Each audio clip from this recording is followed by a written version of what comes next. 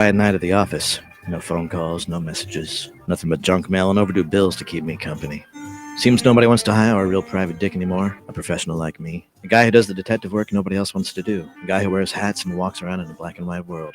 I began contemplating a more profitable line of work, like politics. We are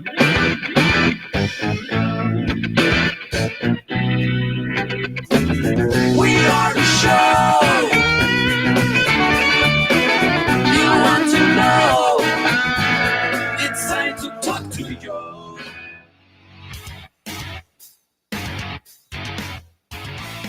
All right, folks, good afternoon, and welcome to the Wednesday edition of the Joe Mangiacotti Show here in AM 830 WCRN, 50,000 watts of truth.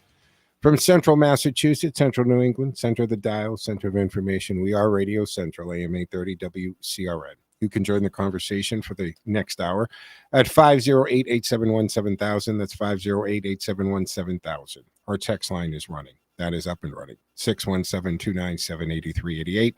617-297-8388. You can text that like you'd text anyone else. It appears on the screen here in the studio in real time. We try to work it into the conversation. So what say you? We are, of course, streaming on the TuneIn app, as thousands of other radio stations do, 24/7. But if you have that app, do me a favor, just punch in WCRN, see our cool logo. Do me a favor, hit the like button. We know you're there, and then we're very easy to find, and you can take us anywhere. Don't forget, we have this incredible feature on our WCRNradio.com site, and it's called the replay link. That's right. Minute after a show ends, after it airs, you can actually go and listen to it, do the playback. You can even download it and listen to it later. It's an MP3 file that will download to your device. So it's a very easy way to catch a show maybe while you're at work or you were busy. Great feature that we have there. I do stream my show on my social media platforms, and you can follow me on all of those at Joe Mangi Show, M-A-N-G-I. Facebook, Twitter, Twitch TV, Instagram. You can also watch it on Facebook and Rumble in real time, not delayed. It's streaming there right now. And you can always watch all the shows that get loaded up to the Twitch TV, AUN TV network as well. 508-871-7000 to join the conversation. Man, all right. Look, the breaking news. So within the hour of getting ready to come into the studio, it breaks, comes over, that there is a possible ceasefire, a potential ceasefire between Hamas and Israel. Trump has tweeted out on Truth Social that's coming to an end. It's not done deal. It's not all figured out, right? And please, if you're gathering this information while I'm sitting in studio, 508-871-7000 share. So it's over the next few hours, all of these details will roll out. But 446 days since Hamas attacked Israel on a peaceful Saturday morning with horrific acts. And now they're talking. Now, look, Donald Trump has been saying since elected that the hostages better be released by Monday, the 20th, or hell will break loose in the Middle East. Now, people have asked him, reporters, what does that mean? What does hell will break loose?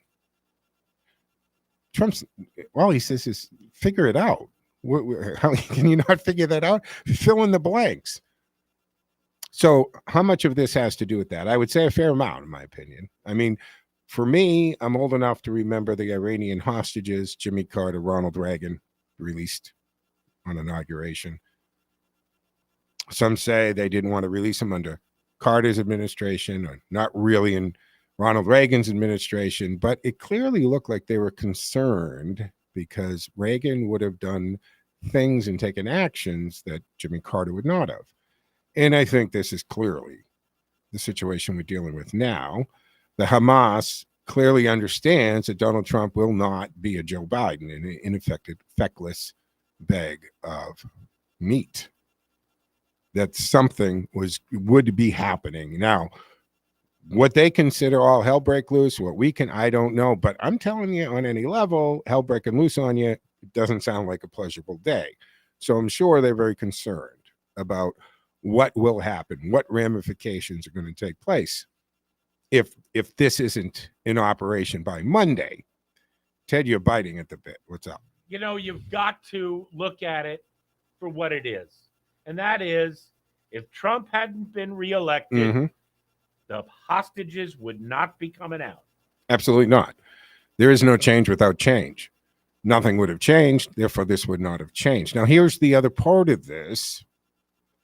If Hamas is still in charge of the Gaza after this, the war is not over and it's irrelevant. It's just now you're biding time till they do something stupid again. And a lot of Palestinians are very frustrated with Hamas and they don't want them in power. I've been fortunate enough to be able to cultivate some communication and being able to chat on these apps. Yeah, the same apps that you usually find that the would-be assassin or the terrorists use, because people in Europe and Middle East, they use these apps. And Adir, we'll just keep it to his first name, who's Palestinian, who sends me regular updates, pictures of what he's looking at and what's going on, how many UN trucks came in, how many trucks got raided, how many trucks were blown up. And this is a person who left the family home in search of food and supplies, was shelled, and his brother was killed while sitting in their family home. There's been great loss, but it's all because of what the Hamas and the Palestinian people did a year ago, October. And the citizens in the Gaza and the Palestinians in the Gaza are saying, yeah, we see the ramifications of brutally attacking Israel. I don't know why we did that. We don't want to do that. We're not going to do it again. And if you leave Hamas in charge, it will happen again. So keep that in mind, that Hamas cannot be in charge of the Gaza Strip when this is all said and done. They have to be replaced as a power. Or this is to save their hide today, but then they live another day. So this potential ceasefire agreement between Hamas and Israel, the initial reports are indicating it may unfold in 3 phases. If you've been following the devastation, you know just how much this could mean for the region. But it's not, let's not lose sight here of the big picture and call it like it is. Hamas is a terrorist organization. And this isn't just about two sides with differing views. This is about Israel being viciously attacked on what began as a peaceful Saturday morning. Women, children, even infants were brutally murdered in their homes and beds. The reports of torture, rape, beheadings are beyond horrifying. They're horrific, folks. And a ceasefire may bring a temporary pause to the violence, but history tells us these agreements often don't hold. How many ceasefires have been broken because of Hamas launched rockets, reigniting the flames of conflict? So what will make this time different? At least the initial new administration will alter their course. But if they are in charge, not much else. They cannot be the ruling party or entity in 6 months from now, in 2 months from now. A ceasefire may bring temporary pause to this violence, but history tells us these agreements don't often hold. How many ceasefires have been broken? So I do want to hear from you. What's your take on this? Can a ceasefire with Hamas ever lead to lasting peace? By definition of Hamas, no, because their mission doesn't allow it. Or is this just another chapter in a tragic cycle of violence here? You can join the conversation at 508-871-7000, 508-871-7000. So we will monitor this. We'll talk about it. You can call in or text with any updating information as I'm sitting here at the mic, so I'm not watching conversations and interviews. But here's the thing. From what I'm told by Palestinians in Gaza, what I'm seeing with experts who are talking, is that they do not want Hamas in power. They don't want Hamas there. They want peace, and they do not want to mess with Israel. The citizens, yes, the ones whose brothers were blown up in their homes, the ones whose children were killed in shellings. Those people do not want Hamas in charge anymore. Hamas wants to be in charge. But you're going to remember, Hamas has been torturous to its own citizens as well. Just because you're a Palestinian and you're living there doesn't mean you're on board with Hamas. But it also doesn't mean you have the ability to do anything. What happens to you if you try to speak out or rise up? There's other stuff in the news that we want to talk about, and I'll bring that up for discussion. Anything I bring and table is up for discussion. We'll get into the social media and censorship going on because Zuckerberg's recent comments on the Biden administration are interesting. So it's going to be something to find, something to talk about, I should say. So we'll talk about that. We've got this Eagles fan incident, which is interesting, and also the LA Times. And this publisher, a Chinese fellow, Dr. Patrick Zunzhong, he's the owner of the LA Times. I don't know if he's been red-pilled here, but he certainly has been admitting they've made some mistakes with endorsements. We'll get into that. So, folks, whether we're talking about global conflicts, domestic politics, viral videos, one thing is clear: accountability matters. It's not about left versus right. It really is about right versus wrong, good versus evil. So let's open the lines, 508-871-7000. What's on your mind? Let's hash it out together, respectfully, thoughtfully, and with a little common sense here. 508-871-7000 to join the conversation. That's 508-871-7000. The text line is up and running at 617-297-8388, 617-297-8388.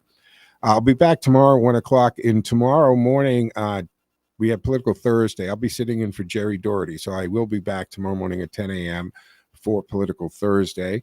And don't forget that Howie Carr does break off at 6 o'clock now, folks. So that's a change in some programming. We're going to switch a few other things around. But that's all to be announced and all coming up here on AM 830 WCRN. Give a call, 508-871-7000, 508-871-7000. I'm Joe Mangiacotti. This is the Joe Mangiacotti Show. Stick with us, folks. Back in 2 and 15 now.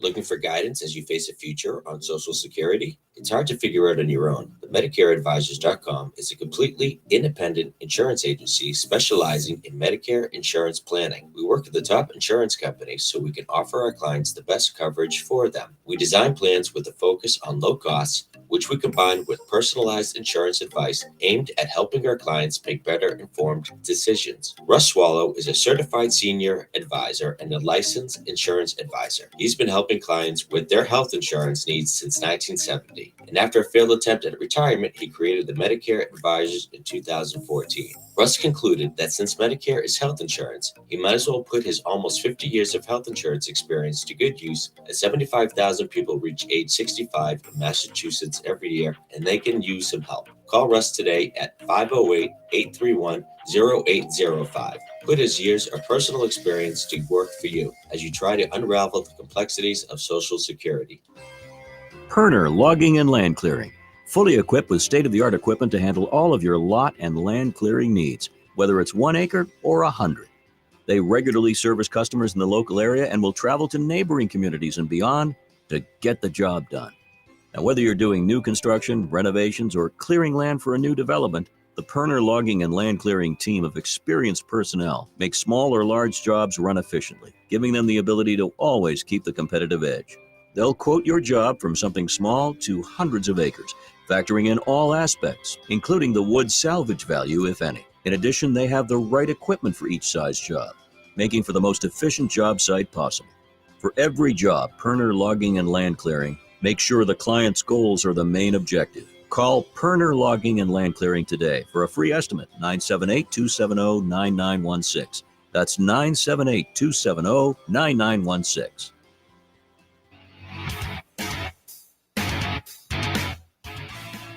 All right, folks. Welcome back here to the second segment of the Wednesday afternoon edition here of the Joe Mangiacotti Show and AM 830 WCRN. Lines are open and available. You can join the conversation at 508-871-7000, 508-871-7000.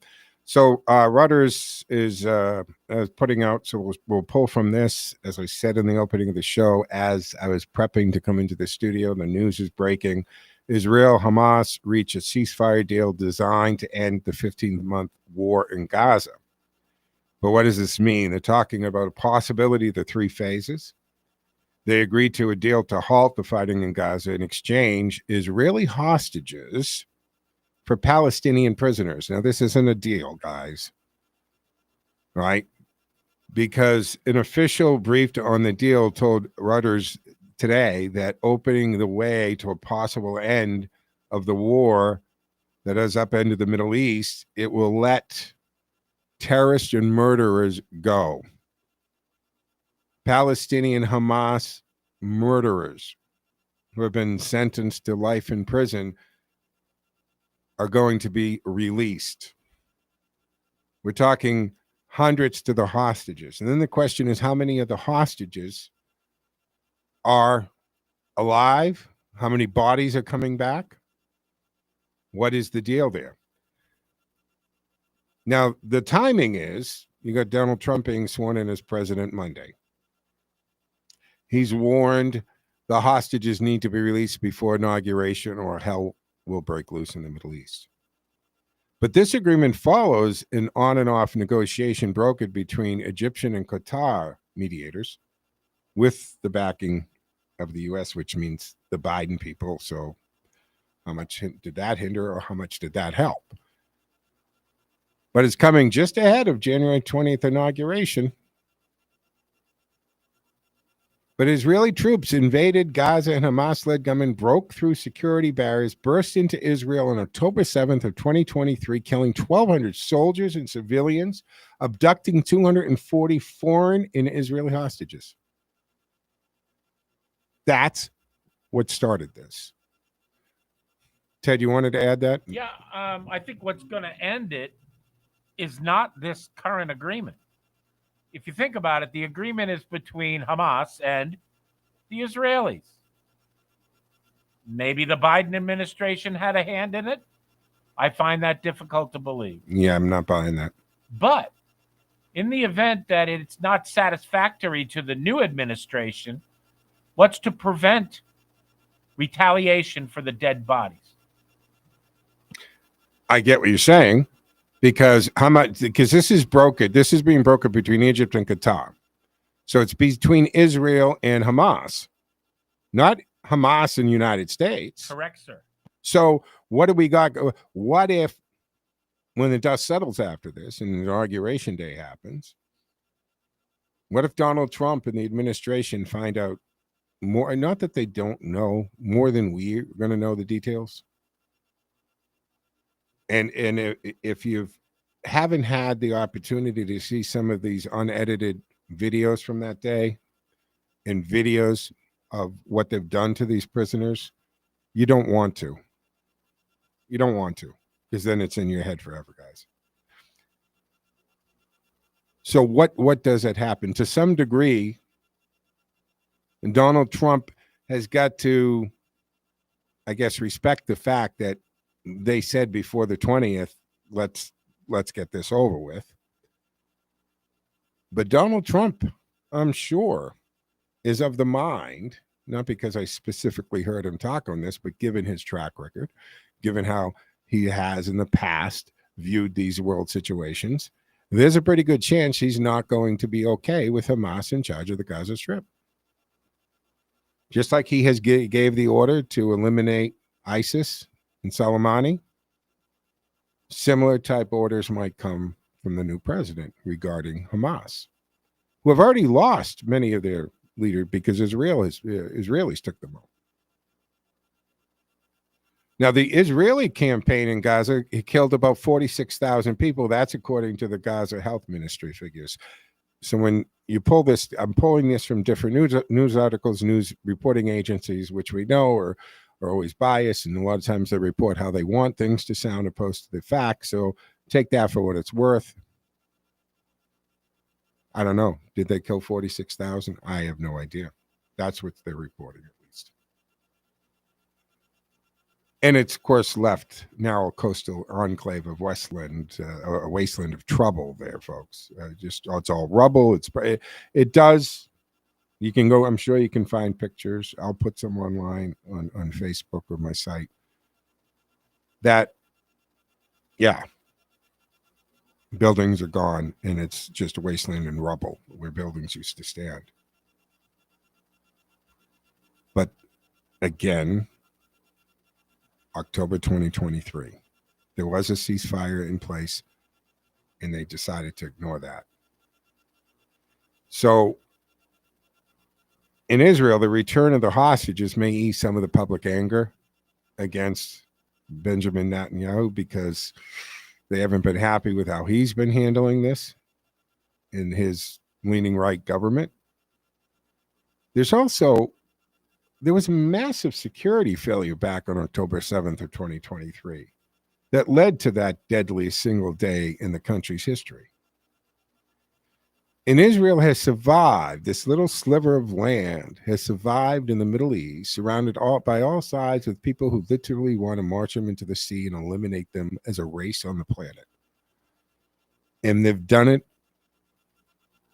by tenfold retaliation and planning. The 10th man rule, right? When the first 9 men determine that there's nothing there, or that there's safety, or they're good, the 10th man must believe in the worst case scenario. Because when they haven't done that, they have almost been eliminated. So they have the 10th man rule there. And the conflict spread across the Middle East with Iran-backed proxies in Lebanon, Iraq, Yemen, attacking Israel in solidarity with the Palestinians. Well, this deal comes after Israel killed the top leaders of Hamas and Lebanon's Hezbollah in assassinations which have given them the upper hand, folks. So where's it going to go from here? We're going to find out. I'm sure when I get off the air, there'll be more to look at, more to read, more to talk about. You're welcome to join the conversation if there's some news breaking that I'm not seeing. 508-871-7000 to join the conversation. So on the home front, I don't know if you caught this, but the Mark Zuckerberg's recent comments on the Biden administration's demands for censorship. Now, the way he described it like this: officials screaming and cursing at the team to censor even jokes and memes. Folks, that's not censorship. That's coercion. I mean, that is flat out fascism. Biden people, government officials, calling and yelling at them, screaming at them, cursing at them, to not even let jokes and memes, to shadow ban and deactivate accounts. And here's the kicker. These weren't lies being censored. They were jokes, satire, memes. You know, all those things that really, really are upheld by the First Amendment. Since when did humor become dangerous? I think lack of humor is more dangerous. When it doesn't align with the narrative, apparently, that's when it's dangerous. But they're not funny on their own, Ted. You know what? All I ask is that the audience think about a red-headed actress holding a president's head in her hand. Yeah, Kathy Griffith. I mean, that woman had the audacity to declare, "Oh, my career, and people are picking on me." Well, what did you do? I mean, you assume that you are untouchable and that you're allowed to be as mean and nasty, and even that. Not just her, but the Caribbean guy, Johnny Depp with when was the last time an actor assassinated a president? Or Madonna with I thought about blowing up the White House. I said it then and I maintain it. All of those people should have received official visits from the Secret Service, who's tasked with the job of protecting the presidency, not the person. Who the president is irrelevant, folks. It really is. The job is to protect the president of the United States, whoever that person is. Doesn't matter if they're Republican, an independent, a Democrat. It doesn't matter. Or in theory, it doesn't matter. All of them issued very public threats to the person in the Oval Office. Secret Service should have visited them. And they should have been treated like any other jamoke who made a threat against the president just because they're well known and wealthy should not exempt them. As a matter of fact, the more money you have, the more concerned I'd be. Although the jamoke down at the Mar-a-Lago had what? $50 in his checking account. He seemed to be able to travel all over the globe and rent a very expensive bungalow in Hawaii. So I don't know. So when did humor become dangerous? When it doesn't align with the narrative, apparently. And that's why free speech matters. Even when it's uncomfortable, mostly when it's uncomfortable. And your true test of whether or not you're a supporter of the First Amendment is, do you defend language you don't agree with? Better yet, do you defend language that insults you? Because if they can censor satire today, what stops them from censoring you tomorrow? Hell, today. So let's discuss that. The big tech bowing to government pressure, or are they active participants in stifling free speech? And I've talked about this back when this was going on, folks, that this whole idea of the private companies knew when the government exercises pressure and coerces them, the government is now, because the way the law looks at these things with your constitutional rights, it's under the color of law. If it's under the color, meaning in any association. If you're a private citizen, you turn in evidence, it's acceptable.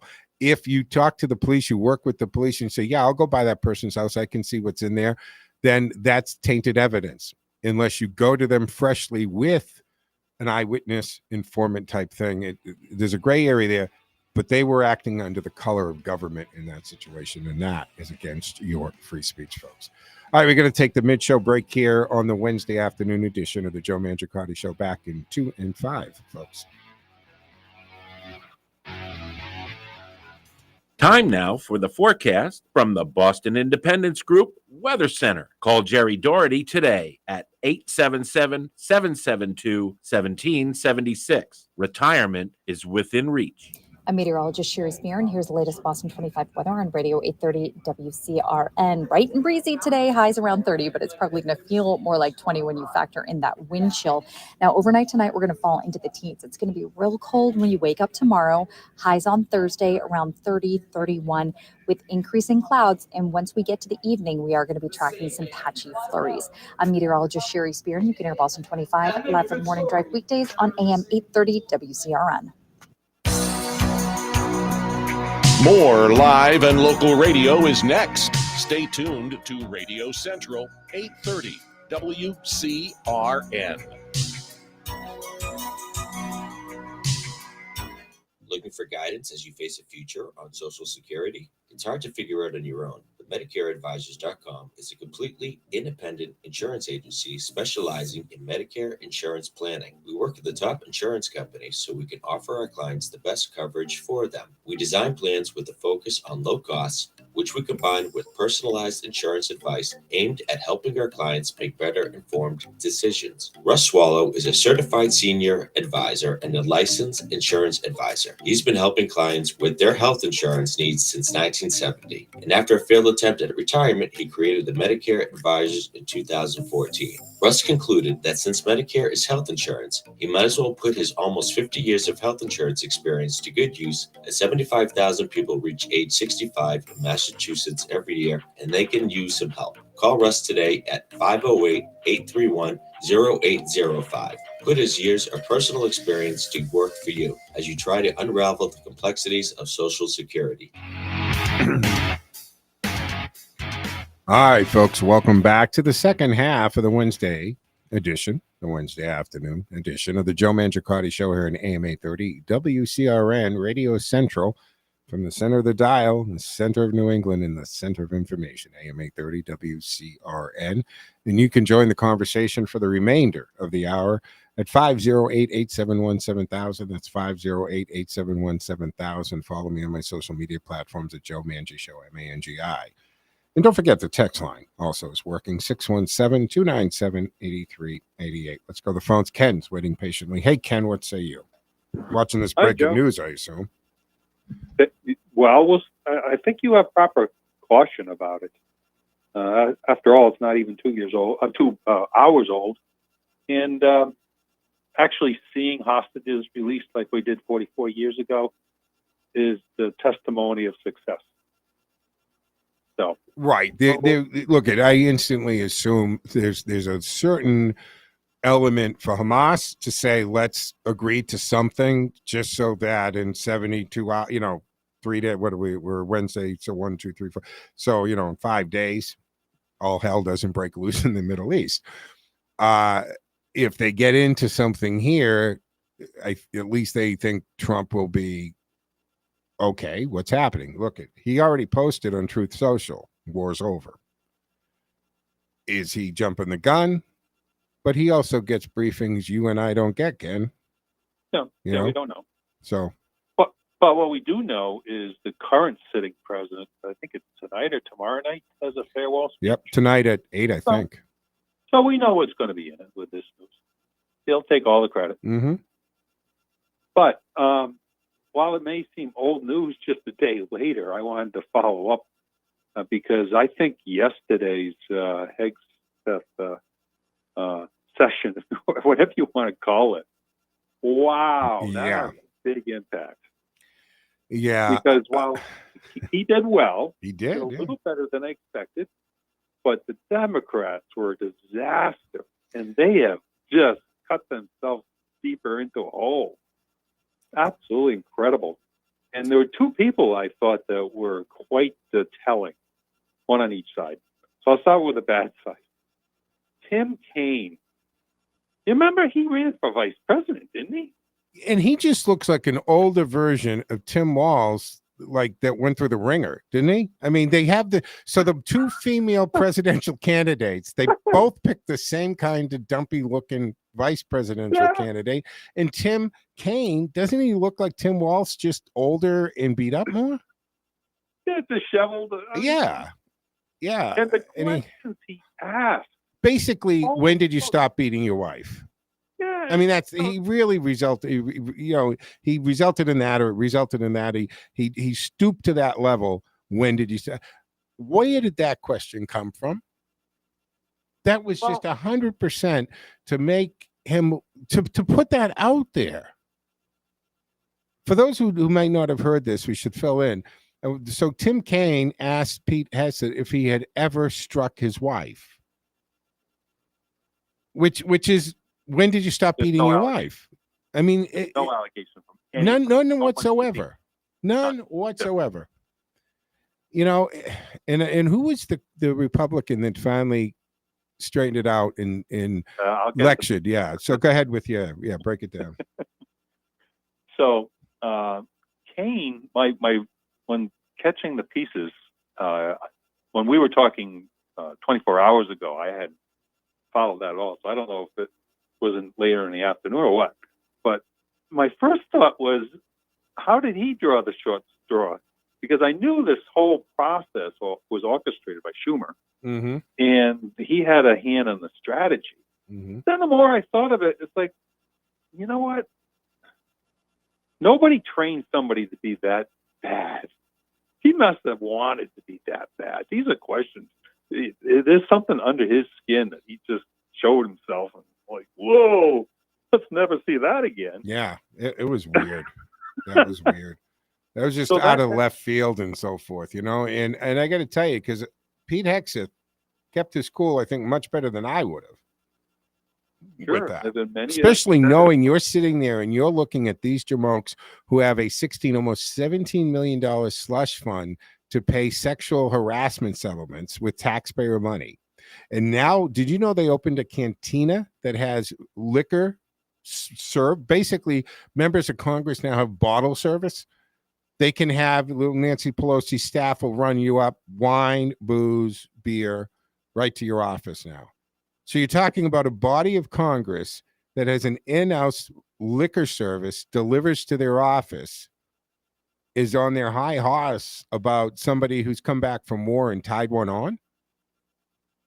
Are you serious? To who you were suggesting as far as, and I earlier said there's the two people I want to talk about. We talked about the good side, Mark Wayne Mullen. Let's do a little profile of this guy. Because it's people, I can do a Wikipedia and all right, he's the only member of the Senate that doesn't have at least a bachelor's degree. He just got an associate's and got related to construction and did very well in a small business. How he preceded his, he was in the House and then the Senate. And then the other thing is he had a hand in getting rid of Matt Gaetz. I don't know if you followed that when he was first announced as the nominee. Within a couple of days, it was he who said, wait a minute, this is the guy that was showing me video of him hanging around with teenagers and bragging about it. I think he had a large part in okay. So maybe, okay, so he might add something that said, actually, that's not the guy we want in that job. Good for him, because when he called them out, especially when he said, are you going to tell me that you haven't seen senators show up here drunk at night to take a vote? Exactly. And don't tell me you haven't, because I know you have. So you know who he's talking about was sitting in that room. So and everybody there has seen what he's seen. Yeah. And on the flip side, he became the final nail in the coffin for the Democrats is trying to stop Hegseth. Yeah. And this sends a clear message. You want to keep trying this game, Dems? It's not going good for you. So now the next test is, will we see at least one Democrat vote for Hegseth? And we know who we're talking about. Fetterman. Yeah, I wouldn't be surprised if Fetterman did. He seemed very impressed after. See, my understanding, I thought he did. Didn't Fetterman meet with him or at some point cross paths with him? Because I thought I had caught Fetterman saying something to that effect, but then I'm seeing the reports that he didn't meet with any Democrats. So that's a contradiction. But here's the thing about what the Democrats could have done yesterday. If they really wanted to have a decent hearing, they would have discussed policies. They would have engaged Pete Hegseth in policies and philosophies of what not. They did touch it a little bit, mostly Republicans, but they touched on some of this. But instead, their angle of attack here was all personal and nasty type attacks. That in the bigger picture, because wasn't the Democrats the one just telling us in certain other cases when the Democrats that what happens in the bedroom's none of your business and that's personal and this and that, it has nothing to do with it, right? So the affairs and who they have sex with and all this is off limits, apparently, unless you're a Republican or conservative. Yeah, the word is salacious. Yeah. They wanted to go with the and Schumer is this is how we're gonna. He's such a kind of skeevy, scummy guy. The way he is with the whole. Remember the whole thing with trying to make out the call that now we look back and that call was actually not only a fine, perfect call like Trump said, an excellent call, a perfect call, but to me, and I said it back then, folks, when you find out what that call was to Zelensky that he got impeached over, my opinion then, as it is today, is if you're the sitting president and you hear that there's kickback money coming back to members of the United States government for favors, you're required to ask the president of that country, could you work with my attorney general and look into that? But because it was Joe Biden and Hunter Biden, you weren't allowed to do that. But if it was John Jr., it would have been fine. There would have been the Attorney General's office and FBI and CIA and NSA and everybody else would have been after it. Joe, everything you've been describing are the tactics Democrats have been using for 9.5 years, ever since Trump got into the presidential race. Mm-hmm. And it's backfired on them the entire time. And they'll never learn. Thank you. Keep it up. Yeah, they're not. Thank you. They won't learn because it's not in their DNA, because this is how they've done it. It's worked before, but now we've and Trump did it with the fake news label, and now that we've seen, and I don't care where you are in the spectrum politically, you've seen that these stories that you've been told have been so wrong. They've been lying. They select what stories, then they tell you actually not the truth. And we've learned it, whether it's the Russian hoax, the laptop stuff. You know the examples. You know this. We've been watching this. We're hearing it, and nobody. People look at mainstream media and they're a joke. They look at the Leslie Stahls and they say, "Well, you just go away. You're so irrelevant." Now you're tying it together. It's a tag team between the Dems and the media. It always has been. They both think this is the winning tactic, and they're both wrong, and they won't give it up. They won't give it up. Look, the media, mainstream media, what we call legacy media, has been a branch of the DNC for many years now. It just has been. It's too incestuous. Again, I always go back to, if you start to look at these flowcharts, Ken, of who's in the media, both publications and electronic media, and who's, in the cabinets of the Democratic administrations and Democratic leadership in Congress, they're all sleeping together. There's a lot of pillow talk going on in DC all the time, and that affects what you and I see at podiums and what we see at anchor desks. Well, final thought before I get to let you go. We're against the clock, Ken. I don't, but there's a reporter that's hooked up to the famous person in the Biden administration that depicts exactly what you're saying. I'll come up with it and follow up call. Yeah, absolutely. Please do that. Thank you, Ken. Always appreciate the call. All right, folks, look, we got one more segment left, so we're going to take our third and final break. We'll come back on the other side. We'll finish that up. The line's open and available. Please join the conversation. What say you? 508-871-7000. That's 508-871-7000. Hey, don't forget the text line. You can also send me a text, just like you text anyone else. The number you use, 617-297-8388. All right, folks, back in 2 and 10.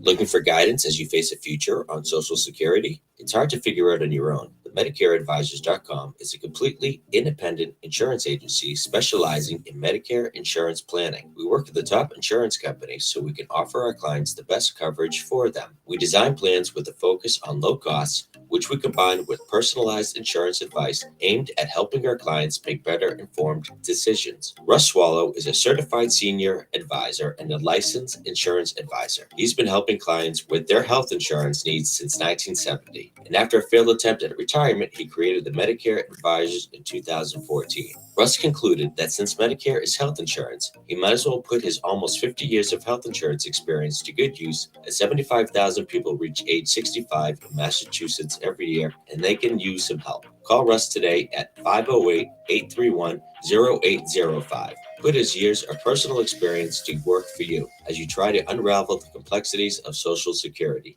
Looking for a station that brings you all sides of the story? Tune in to 50,000 watt powerhouse WCRN, where the left and the right meet in the middle. Whether you lean left, lean right, or just want to stay informed, WCRN has you covered with diverse voices, lively debates, and thought-provoking discussions. From politics and health to pop culture, you'll hear it all right here. Radio Central, where opinions from both sides come together for the conversations that matter. From the center of the dial, the center of New England, and the center of information, AM 830, WCRN, Radio Central.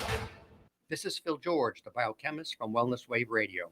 Are you or a family member trying to find just the right college? Then let me introduce you to Anna Maria College in Paxton, Massachusetts. As a proud graduate myself, I can attest to the fact that Anna Maria is a beacon of personalized education. Unlike many large colleges, Anna Maria fosters a dynamic, close-knit community and one-on-one mentorship. Ready for something greater? Check out their website, annamaria.edu.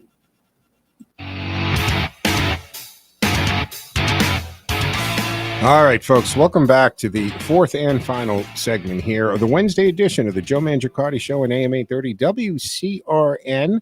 You can join the conversation for the remainder of this hour, the next 15 minutes here at 508-871-7000. 508-871-7000. I'm back tomorrow morning at 10 a.m. for a Political Thursday, sitting in for Jerry Doherty, and then, of course, 1 o'clock with the Joe Mangiacotti Show. Minutes ago, and ABC's releasing a reversion of what's going on here.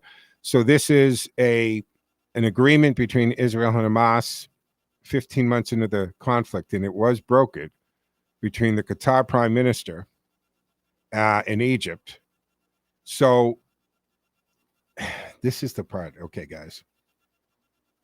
According to Hamas delegation in Doha, the provisions are that Hamas agrees to include the complete withdrawal of Israeli troops from the Gaza Strip, including the Philadelphia quarter, in stages, and they will then hand over 33 Israeli prisoners, dead and alive. So apparently they've been holding the bodies this whole time. So how many of those 33 alive, how many are going to be bodies? In exchange, and this is the part here, for the release of 1,000 Palestinian prisoners. 33 to 1,000 is your exchange rate. 1,000 Palestinian prisoners, who among them are murderers and terrorists. Negotiations would be completed in stages for the release of the remaining hostages, according to the delegation. Now, the Israeli Prime Minister's office said in a statement that they resolve an issue over force on the Philadelphia quarter. Though there are several unresolved clauses in the deal, they hope to finalize by Wednesday night. Again, Hamas has a motivation to get this done by Monday, right? Now, the provisions also include the opening of the Rafah crossing, according to Hamas delegation. Coordination is currently underway to open the Palestinian side of the Rafah border crossing to allow the entry of international aid to Gaza. And Egyptian security forces, they're also reporting this to ABC. Hamas is currently advising Palestinians to remain alert until the official start of the agreement and to rely on official sources for information on the timing of the ceasefire. But video coming out live now, you're seeing the streets kind of filling in Gaza right now, and Palestinians are maybe getting a little excited about this. Ted, you wanted to add? Yeah, do you recall what happened to the last Egyptian official that brokered a peace with Israel? Anwar Sadat, murdered on the tarmac. So, look, Middle East has always been Middle East, very volatile, unpredictable, which is why the Abraham's Accord was such a milestone, because it was bringing peace-like calm to the Middle East. Now, President Biden is expected to address this deal soon. As we made reference to earlier, the farewell speech is scheduled anyway for tonight, which I'm sure this will occupy as much as they think he can handle. Of course, this is all going to be on Biden, which, of course, the irony being Hamas never would have attacked Israel in 2023 if we didn't have such a weak, feckless president. But President-elect Donald Trump also said a hostage deal has been reached. He wrote that in Truth Social. Like I mentioned to Ken, even as a former president, he received briefings that we wouldn't receive. But certainly as president-elect, in days away from the actual office, he's getting the same briefing.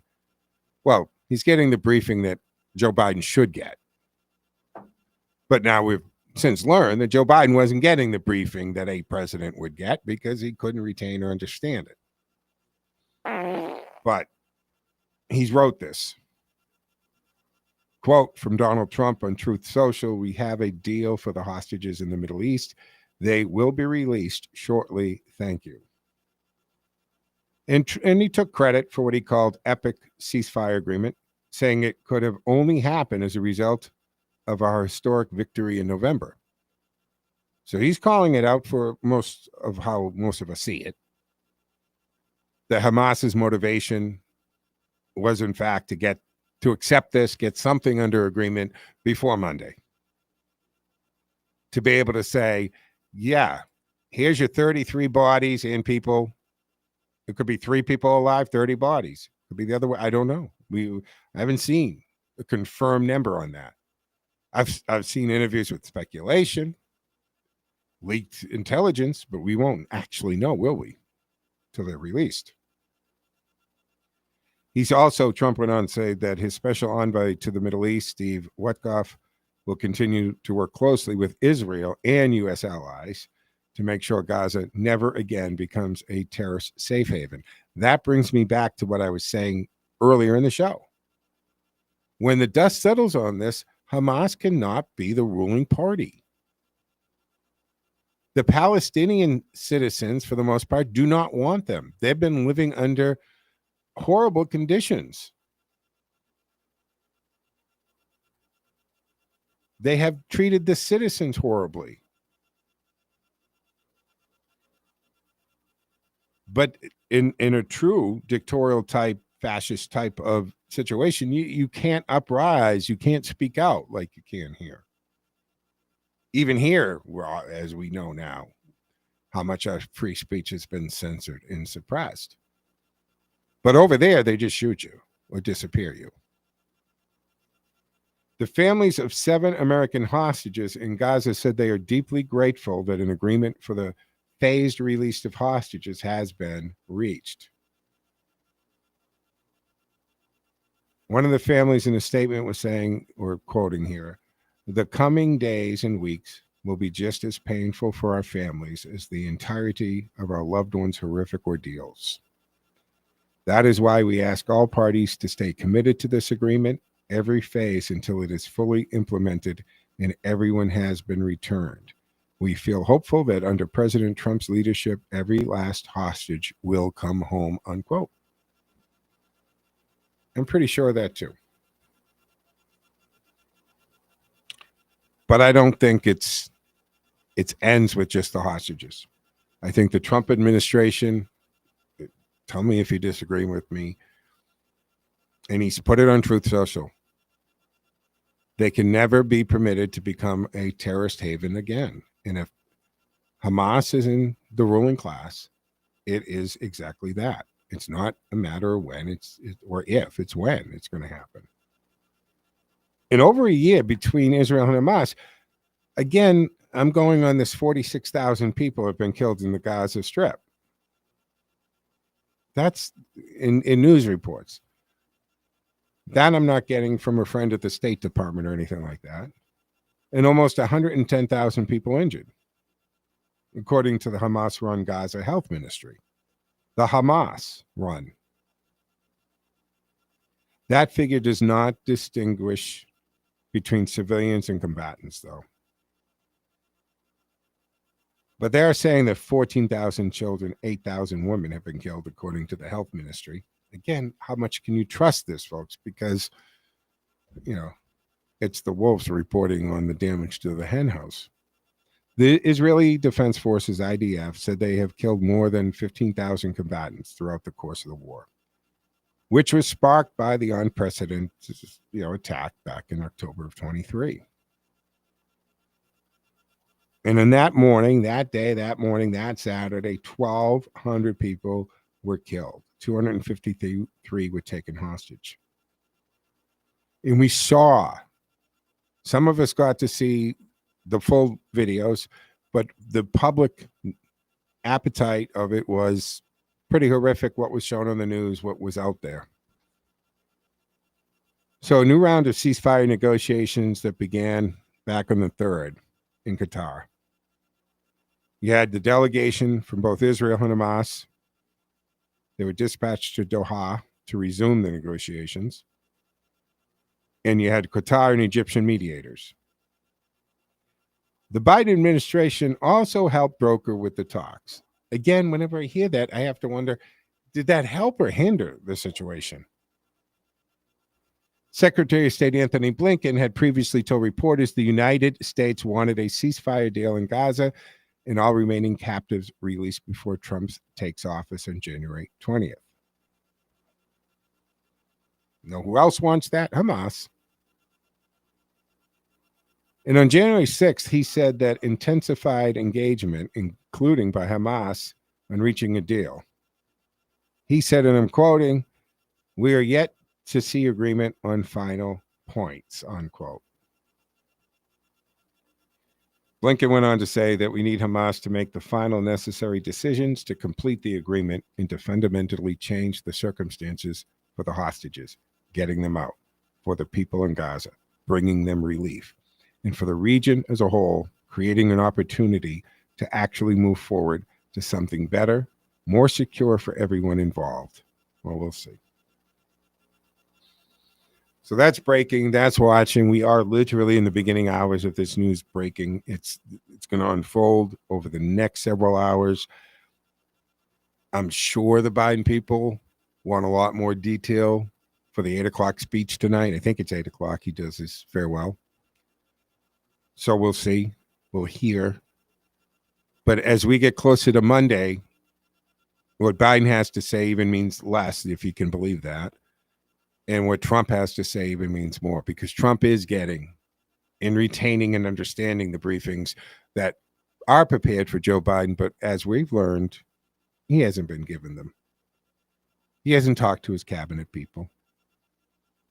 He hasn't been brought in the loop, which is another thing at the Hexeth hearing yesterday, when they were talking about integrity and this and that. First of all, Elizabeth Warren, get off it.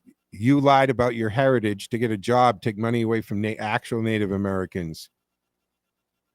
And Blumenthal, you lied about being in Vietnam, stolen valor. You guys, take a back seat. Why don't you shut up and sit in the back of the room? You should not be questioning this man's integrity and his service. Absolutely not. Folks, this wraps up the Wednesday edition of the Joe Mangiacotti Show on AM 830, WCRN, AM 830. Listen, I'll be back tomorrow morning to fill in for Jerry Doherty for Political Thursday, and back tomorrow afternoon at 1 o'clock. Follow me on my social media platforms at Joe Mangi Show, M-A-N-G-I, Joe Mangi Show. Frankie Boyer is up next, so stay tuned. Joe out.